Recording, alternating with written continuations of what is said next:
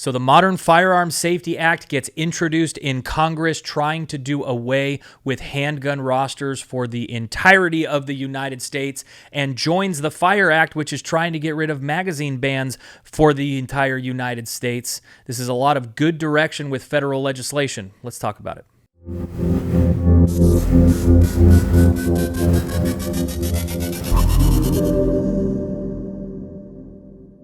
Hey everybody, welcome back to the channel today. That is right, we've got more prospectively good news for gun owners, not just in California or New York, but all across the nation as we see more pro-Second Amendment legislation being introduced in the House of Representatives. To walk us through that today, we have brought back the Legislative Director of CRPA. He's also the host of Firing Line Radio. You can catch him on AM 590 The Answer every Saturday at 1 o'clock. That, of course, is Rick Travis. Rick, thanks for being with us again. Thanks for having me, Kevin. Absolutely. And guys, before we get into it today, please be sure to like, share, and subscribe to these videos. It really helps and goes a long way. We're trying to grow the channel so that more people can get on this platform of information, become educated on Second Amendment litigative and legislative efforts, which will put more momentum behind the steamroll that we've got going here for the Second Amendment movement in California. So please be sure to like, share, and subscribe. It really helps. Also, guys, check out the description below. We've got our sponsors down there. I wanted to mention today CCW Safe. They are a sponsor of the channel. They are trying to get the word out on this stuff as well. They want to see the Second Amendment progress forward in the state. So go ahead and check them out, see what they offer. They've got some good stuff to offer. So Rick, let's just go ahead and jump right into this. You have a press release from the 48th District of California. That is Representative Darrell Issa, and he came out with this on July 24th. Jacob, if you could pull it up, it reads like this. Today, Congressman Darrell Issa and Congresswoman Elise Stefanik reintroduced legislation to eliminate unconstitutional handgun rosters that prevent law-abiding citizens in California and New York from freely purchasing modern handgun models. Here's the quote from Issa. For decades, a clear constitutional rights of law-abiding gun owners have been targeted for elimination. And handgun rosters are only one of the cynical schemes used to undermine the Second Amendment through the pretenses of firearm safety. Where have I heard that argument before, Rick? These rosters impose excessive and unnecessary requirements that actually restrict access to firearms equipped with the most up-to-date firearm safety features. Where have I heard that argument before, Rick?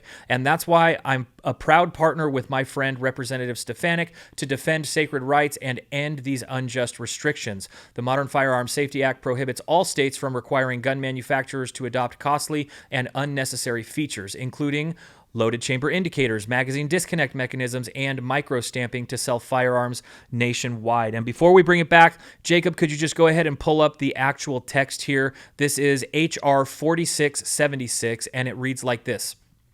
Modern Firearm Safety Act to prohibit the imposition of requirements that handguns have certain features generally absent from firearms in common use and to restore the civil and natural rights of Americans in states hostile to liberty and for other purposes. So, Rick, this sounds good, right? I mean, this hits the points that, quite frankly, we've been arguing for over a decade, whether it be in the courtroom with the lawsuits or in the legislature with California bills, which I guess is appropriate. You know, you've got authors from California and New York. They are a couple of the most oppressed states in the union when it comes to firearms rights. So I'm just curious, before we even get started on the text here or the application of whether or not these laws could get passed, what exactly is the power of the federal government? And I guess really where I'm coming from is there are plenty of laws that the federal government has,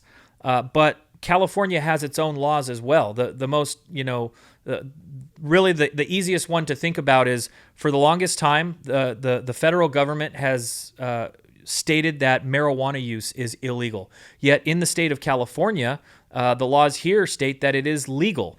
So, thinking about the application of these laws, what exactly is the power of the federal government if they were to be enacted like this? So, not an attorney, but I will tell you that if this was to get passed, I can tell you right now, the state of California will fight this tooth and nail. I'm not saying the people of California wouldn't, because they want the stupidity of things like the roster and a lot of these requirements to go the way of the dodo. I mean, a lot of us would love to be able to buy firearms that have been proved on, not just in terms of safety, but also in capability. But we can't because a lot of these issues dealing with mechanisms and stuff like that. And to be, straightforward, any firearms company manufacturing firearms, they have assembly lines, and the dedicated assembly line for California and New York is just not profitable when compared to the number of firearms you're selling to the rest of the nation and even to the world at large. So, what are they going to do?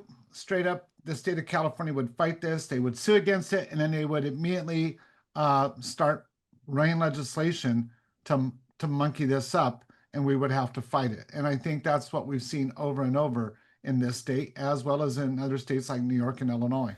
So let's talk about the process then. So that's a potential outcome, but we got to get there first, right? About the process here of actually a bill becoming law. I got this from govtrack.us. I wanted to take a look at it and see what your thoughts are, because this bill was actually introduced last year also. Jacob, if you could pull this up from GovTrack, it says this. This bill was introduced in August 20th, 2024, in a previous session of Congress, but it did not receive a vote. Although this bill was not enacted, its provisions could have become law by being included in another bill. It's common for legislative text to be introduced concurrently in multiple bills, called a companion bill, reintroduced in subsequent sessions of Congress in new bills, or added to larger bills, sometimes called omnibus bills. So, Rick, this is, I guess, something, we hear all these terms all the time. We've discussed omnibus bills from the federal legislature before. It's not necessarily something that happens, or at least that we discuss too much in state legislation. Is this something that's sort of unique to federal legislation? And as far as it being introduced last year, not getting a vote, and then reintroduced this year, is this just sort of the process of federal legislation, or is this out of the ordinary? Well, it's not out of the ordinary, and it's fairly common. And things you have to look at with legislation, state or federal, is what is the political lift? How much do you have to politically spend to get this bill, whatever that bill may be, across the line? And many times in the heat of the fight, this bill is not worth as much to the nation as a whole as, say, a Social Security bill or a health care bill or a defense bill or something of that nature. A lot of times, multiple bills get pushed into another bill. We call them omnibus bills. Sometimes, depending on the size of the bill, it becomes what we call pork because it addresses a certain part of the country. This would not be considered that because it addresses the whole country. But Kevin, the lift for a bill like this or any bill surrounding the Second Amendment or firearms community is a heavy lift, and we don't have all the Republicans on the line. So when you're counting votes, as we've had to count both in the Senate and in the Congress, and you're running up on the 2-year deadline of when we're going to have the midterms, um, the odds of a bill like this seeing the light of day as a standalone bill, it's iffy, to be blunt. And if it was to get there, then someone's really going to have to be forceful. And so the question comes down, do you see a Speaker Johnson pushing this bill or any of the other couple bills like CCW reciprocity, the national reciprocity? Do we see that getting pushed by Speaker Johnson? Do we see, the Fire Act, which I know we're going to talk about today? Do we see Speaker Johnson moving that forward? And that's where the question is, because to get this kind of a bill across, you're going to need the Speaker to be pushing it, not just a dozen authors.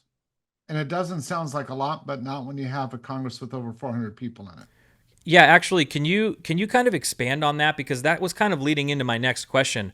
Looking at this, when you're looking at Congress from 2024 to 2025, the majorities haven't really changed. The only thing that's changed is the White House itself.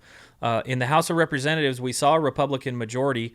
We see the same thing this year in 2025. It sounds like what you're saying, though, is it kind of takes a little bit more than just the majority, and not everybody is necessarily on this line of voting. Is it really not that automatic? Does it have to take precedent? Is it a timing thing? Can you dive into that a little bit more? Yeah, sure. So, I mean, I'm obviously not, nor is anybody listening to this, into the mind of every single member of Congress. But what you have to look at is we get split decisions on lots of different issues within just the Republican side of Congress. And that's before you get to the Dems. And sometimes you get Republicans crossing the aisle, sometimes you get Dems crossing the aisle. And what you have to look at with any bill, but let's take this one example, is there are some congressional members that are in very, very tight districts, meaning that they won by a few votes. This may be a hot topic issue. If there's been any kind of ruckus made over the Second Amendment in that area, positive or negative, that can impact their decision of are they going to push forward or are they not. So even though you might see a massive amount of Republicans, so to speak, that doesn't mean they're all going to vote pro 2A, nor does it mean that they're all going to show up for the vote for this. And a lot of times, what authors would rather do is have the bill just not go to a vote than have it go to a vote and be slammed down. And that's why some of these bills, as you said earlier, they hang around for 2, 3, 4 sessions with different authors on it before they either eventually don't come back or they get put on like an omnibus bill where they're hoping that they've negotiated enough things in that bill that when that bill gets through, so does all this other bill language. Now, whether that happens or not, and whether people choose to do that or not remains to be seen. But right now, good news is Congress is looking at several bills that are pro Second Amendment, trying to tell the states to knock it off, especially the ones that have ran away from the Constitution, like Illinois, New York, California, etc., Washington State. Um, but to do so, they've got to get it across the line, just like we do here in Sacramento. And so that takes looking at the playing field and the timing of when a bill gets released. I've seen many bills in California that we could have benefited from the community be attempted, but they were attempted in the wrong session. It's like if you introduce if you introduce a bill in the first part of the 2 year session and it doesn't make it through, it gets hung up in a policy committee, well then becomes a 2 year bill. You at least have a chance to get through the second year of that session, Kevin. But if you bring it up early in January, like the bills that come out this next January, they have like basically 4 months to make it into the other house, and if they don't, they're dead. Period. And so a lot of politicians look at the bills that they'll release in the second year of the session and say, does this even have a chance right now? Well, let's take a look at this from the most charitable perspective to our cause. Obviously, we're supportive of this legislation, and we want to see it through sooner rather than later. Is definitely better. But you've got the Modern Firearm Safety Act, which would do away with handgun rosters nationwide. You've got the Fire Act, which would do away with magazine capacity bans nationwide. We've got two lawsuits on these things. One of them headed to the Supreme Court. I'm curious what your thoughts are on this process, or at least on the outcomes. Would the outcome of these laws being passed by Congress affect the everyday person going through their daily lives any different than a victory in these lawsuits that have been, years in the making, getting called unconstitutional by a judge? Wow. So I would want to hear what some of the lawyers' opinions are on this from a political point of view. Look, the value of a Supreme Court decision is that's federal law. That's now law. Like you can't take the Supreme Court decision back to court. Like you're done. The issue is with any other law passed in the land, whether it be the federal or state level, it is subject to judicial review. It is subject to lawsuits. It is subject to stays. And so those are all things I look at. And every state has the right to complain. Yes, there's preemption of federal law, but we've also seen outside of our own area, not to be myopic, but to get out of our own echo chamber, there are plenty of laws that the federal government puts down to California. You mentioned one of them, marijuana. We could look at like how we handle sanctuary cities in the state, various taxes, and many other items that California thumbs their nose at the federal government. And that goes to cases that last sometimes 5, 10, or more years.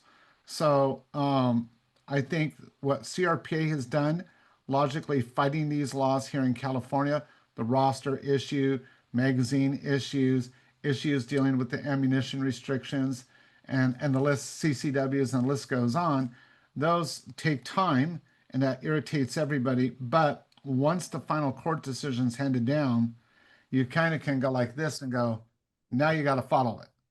Because if we've got that positive ruling, especially if it comes down from the Supreme Court, it is what it is, and we've won.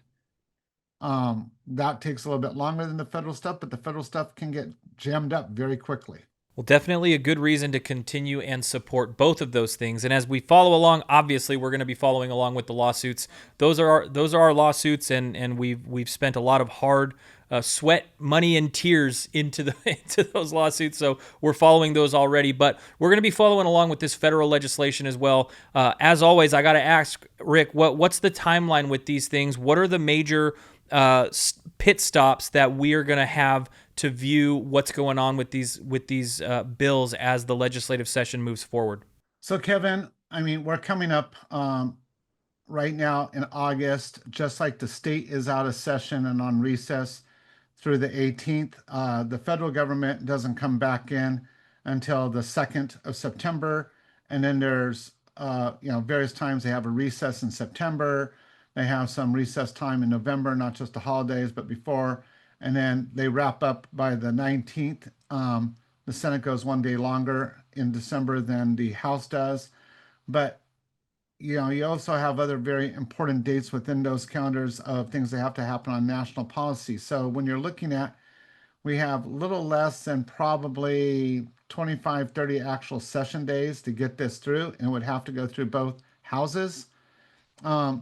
You have to ask yourself, do we have enough of an impetus? Do we have enough of a groundswell to move this particular bill? Because these bills, while vitally important, and I wholeheartedly support it, and I thank the authors and all the co-authors that are behind us for doing what they're doing.